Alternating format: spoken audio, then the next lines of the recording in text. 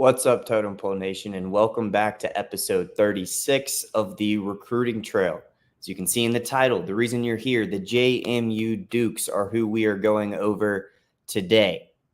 Should be Sun Belt champions. We'll get into more of that as the video goes on. Thank you to Sideline Sports Network, as always, for the platform. And if you want some merch like this cool hat right here and a lot of other cool stuff, TotemPoleNation.com is scrolling in the ticker below. Let's go.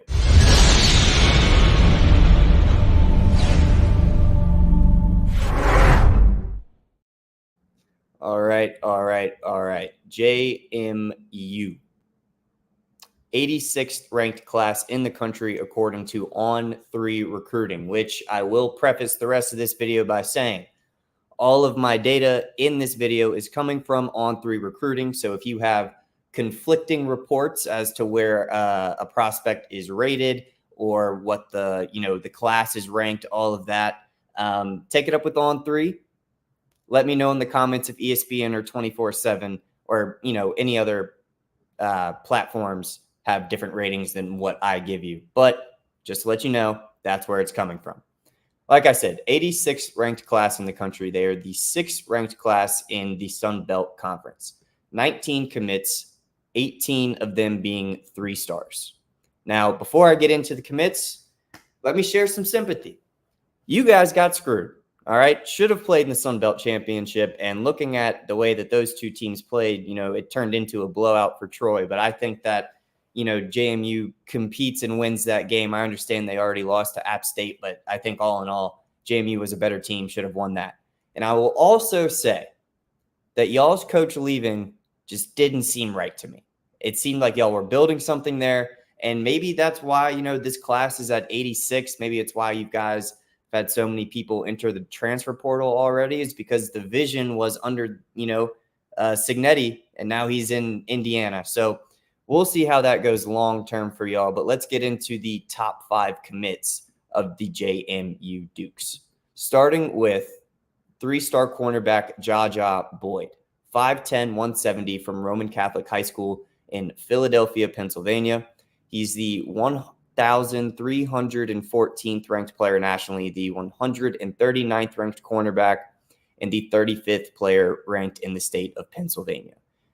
He also had offers from Penn State, VT, Boston College, Pitt, and Indiana, which could be interesting. We'll see if, that changes anything. But regardless of where he's ranked, having offers from Power 4 schools, I understand 3 of them are ACC, which might be considered a lower tier, but Penn State is a big offer.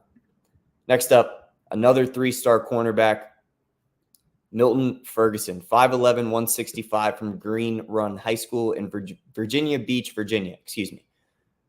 1,385th ranked player nationally, the 149th ranked cornerback, and the 30th ranked player in the state of Virginia.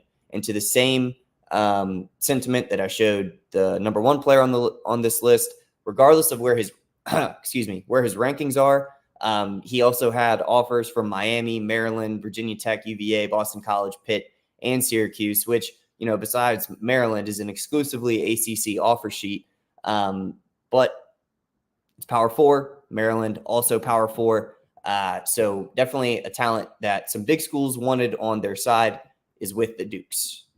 Next up, another 3-star cornerback. Their top 3 guys are all corners. 6', 165. Excuse me. Goodness gracious. Keelan Flo from Chambers High School in Charlotte, North Carolina. He's the 1,418th ranked player nationally, 153rd cornerback, and the 44th player ranked in North Carolina.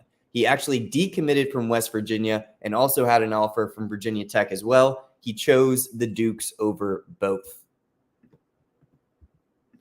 Next up, a quarterback, Alberto Mendoza, also a 3-star, 6'2", 190 from Christopher Columbus High School in Miami, Florida. He was ranked the 1,537th best player in the nation, the 83rd ranked quarterback, and the 199th ranked player in Florida. He had offers from Indiana and Duke as well, so he's a guy that some Power 4 schools wanted on their roster. But, clearly those rankings aren't exactly what you'd want to replace Jordan McLeod. We'll get into that in a little bit. Rounding out their top 5 is an edge, Marcellus Nash, 3-star as well. 6'2", 225 from New Life Christian Academy in Richmond, Virginia.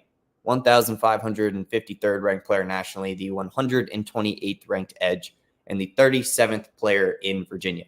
He also had an offer from Penn State. Like I said, that's a big offer to have. Now, after their top 5, we see that the recruits stop having offers from Power 4 schools.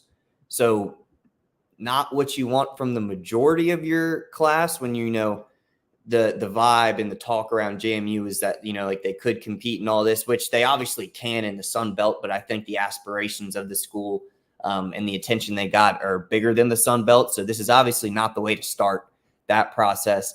The outgoing transfer class is huge. Obviously, the coach leads that as he's going to Indiana. But then you look at James Carpenter, D lineman, who was, this is from JMU Sporting News. The heart and soul of the D line is transferring as well as Abi Akonji.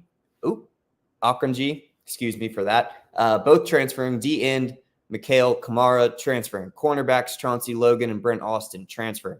Linebackers, Aiden Fisher and Jalen Walker, 2 of the best linebackers in the Sun Belt Conference as a whole, and Taurus Jones are leaving. O-lineman Carter Miller, who has definitely a bright future ahead of him. He started multiple games as a freshman.